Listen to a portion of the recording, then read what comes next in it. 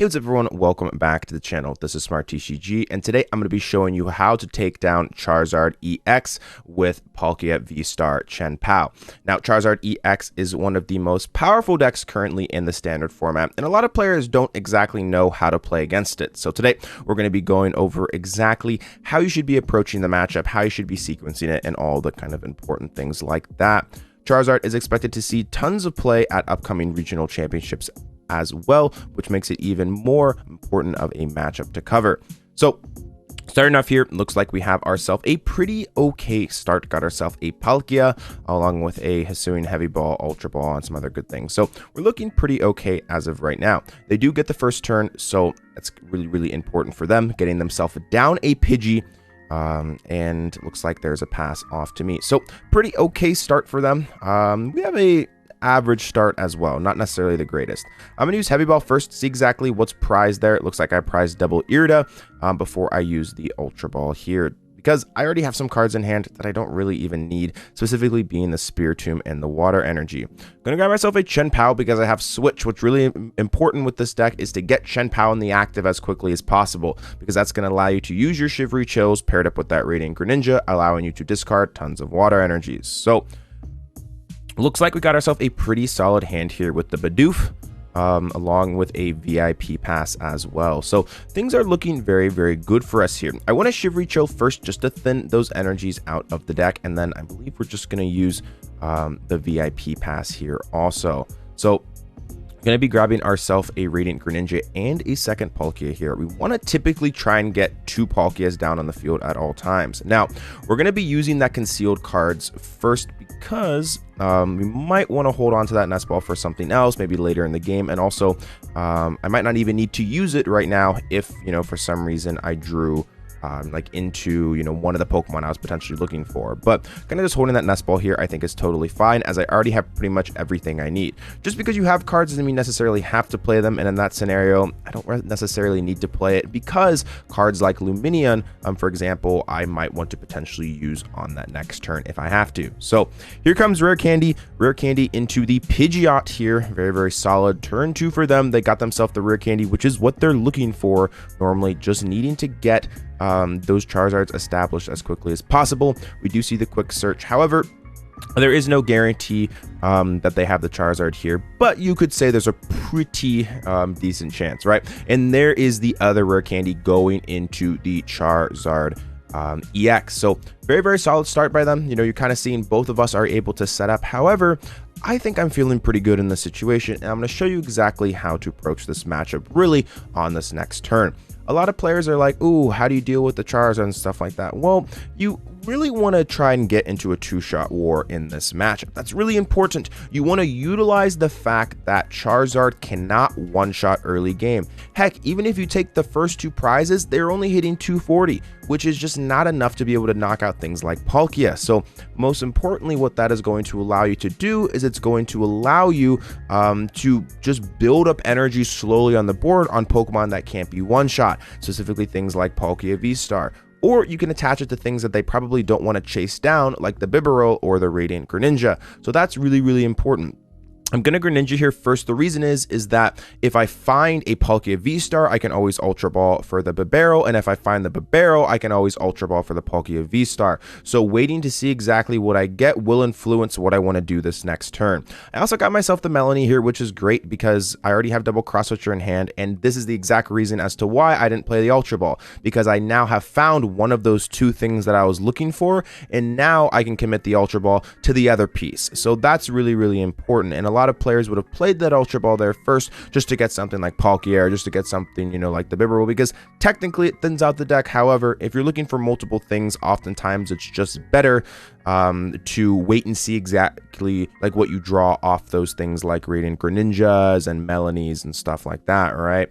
So that's what I've done here. Kind of deciding exactly what I want to promote. Probably just going to promote the Radiant Greninja here, because I'm just going to Cross Switcher up the Arceus here most likely anyways, and this is how you want to approach the matchup. Chase after the Arceus V. You want to chase after the Arceus V and take it out early, because that still means that Charizard cannot one-shot your Palkia, which is huge, because then you pretty much get into a two-shot war. However, you have the opportunity to one-shot first towards the end of the game because you're just holding Star Portal, and you want to kind of control the pace, control the tempo of this game. You kind of want to play slower when they're going slower and play faster when you need to play like faster. And right now, I'm just kind of chilling out. You know, I could chase after the Arceus, but I could also just hit into the Charizard too. And kind of a couple options here. I think that hitting into either or is okay. They both have their merits.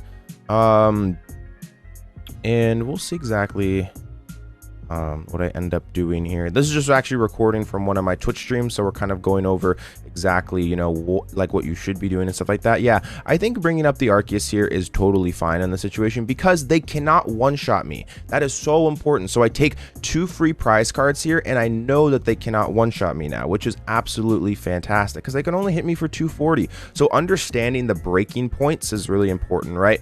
2 prizes they can hit for 240, max 270. 3 prizes they can only hit for 270 with choice belt 300. Understanding those prize card, you know, like breaking points that separates 2 shots and 1 shots is actually really important. So I end up getting up the Palkia here. Most importantly, my energies are pretty much protected as well on the field because I need to deal with this Palkia in the active. So I'm going to be having multiple energies on the board here and just kind of slowly loading up energies with things like Irida, you know, searching for, you know, those pieces to be able to kind of control the board state. Melony will kind of help me, you know, like accelerate the energy. So I kind of have everything that I need right now to be successful. So here's the energy search. That's also pretty nice. They promote the Pidgeot because it does have free retreat, which is great for them. And at this point here, they're kind of put in a rough spot. They can either hit me for 240 or chase something with the boss's orders, which doesn't necessarily do a ton because it means that it does not mean that they're actually hitting into the Palkia as of right now. So,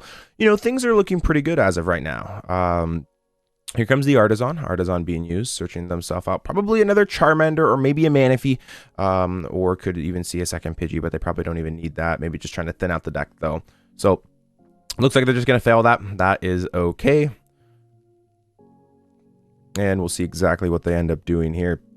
There's the quick search here. Definitely going to probably be trying to establish a second Zard, maybe even a boss's orders. If I were them personally in this situation, I would attempt to boss's orders up the Palkia V with the energy. I could have actually put that energy onto the maybe even something like the Bibarel, something like that, but I think putting it on there was also fine because now I do start forcing boss's orders, which means I'm forcing them to quick search for boss's orders over and over again, which means they're not quick searching for other things as well. So I kind of put them in an awkward situation where maybe a lot of times that they want to disrupt my hand, they can't because they have to do something else. But here's the Vitality Band coming up here along with the Escape Rope. A little bit of a tricky decision here as I don't really think I want to give them a 2 prize Pokemon. I think I have to give them the Radiant Greninja or the Bibarel here because they are reaching 250 right now with that Vitality Band, as I've taken 2 prizes, so that's plus 60 to the 180. That's 240. The Vitality Band makes it 280, so or 250, not 280. So yeah, I think I'm just going to give them the Radiant Greninja here. I think either or the Bibarel or the Greninja is fine, but I really want to be Iono proof, and I already got those energies in the discard pile regardless, so needing to, you know, continuously toss away energies is becoming, I guess, less of a necessity as of right now. And there's the Iono disrupting my hand. Maybe they're hoping I promoted the Bibarel so they could take out the Bibarel and disrupt my hand, but things are pretty okay here. So here's the Super Rod being used. Going to be able to put back a couple of cards back into the deck, getting those resources back. I do have Palkia, which is fantastic. I'll be able to evolve into the Palkia V-Star here, specifically with the energy, meaning that those are protected pretty much as they are unable to KO at 280 right now. So as you can kind of see, my board state is really starting to develop and take shape here, as I will be able to attack with the Palkia V-Star here for around 200 damage. They cannot one-shot it, so they're forced to, you know, burn something like a boss's orders on a 2-prizer, and they're still at 5 anyways as of right now because they weren't able to KO anything else on the board. So things are looking quite good. So we're gonna draw for turn here. We got ourselves the Lumineon. I don't really necessarily want to use this as of right now, so I think we're just gonna evolve into the Palkia here. I could bench other Chien-Pao potentially just to get it down on the field to maximize the Bibarel, how many cards I'm drawing. I don't really want to target down the Charmander as of right now, reason being I am on a 2-2 kind of route as of right now. I'm going to go hit, and then one shot. So I pretty much win the game in 3 turns anyways. So I think going after that doesn't necessarily do a whole lot. There is the third Palkia V-Star, which is absolutely huge because I'll be able to evolve the other Palkia V-Star, fully protecting all of my energies. As you can see where I'm putting the energies right now. Now this one is going to go on to the Chien-Pao because this one is already very easily knockoutable. It can just be boss's orders KO'd. It's very, very weak as well, and they don't really want to spend a turn bossing a damaged Pokemon like that because it just feels very, very inefficient. So putting it there just to be safe. And as you can see, we've loaded up energies on Pokemon that can't be one-shot. We've effectively slowed down the game as well, which is allowing us now, you know, to be able to really control the tempo of this game, pretty much putting them on a 2-turn clock. Now, they're going to potentially chase after something like that Chien-Pao, which is totally fine. Potentially take that KO on one of those things, and then now we can just even target the Arceus if we wanted to, or we could just KO the Charizard. We got lots of good things that we have at our disposal, and as you can see, this matchup is a lot better than originally what might meet the eye. So here comes Boss taking out that Chien-Pao. Going to be able to go down to 3 prize cards. We still have control over the game as we're choosing what to KO, when to KO it, and how to kind of map up our board state. So here comes Quick Search as well. Probably going to be able to search themselves out another line for Charizard over the next couple of turns, and not entirely sure exactly what they're getting here, but things are looking pretty okay for us as of right now. So all right, let's see what they got. There is one card. What could it be? All right, and they will Charizard Darkness, Fire Darkness, well, whatever the attack is called, taking the KO. And we're gonna promote up the Palkia here. We can simply just take the KO on this, or we could also just boss's orders up the Arceus here. So a lot of players would see, oh, Charizard is the major threat. We have to get rid of it as of right now. I don't necessarily know if we have to get rid of it. We're going to attach an energy to, I think I can attach it to the Bibarel or the Palkia. Probably better to put on the Palkia here as of right now. Either or I think has merit. But as you can see, we've kind of just flooded the board with energies on our big threats right now. And we really do, I think, have this under control, as we will be able to take out the Arceus here if we want to, and then we'll be able to Chien-Pao nuke them next turn as well. So considering Star Portaling, I don't necessarily think we need to do that.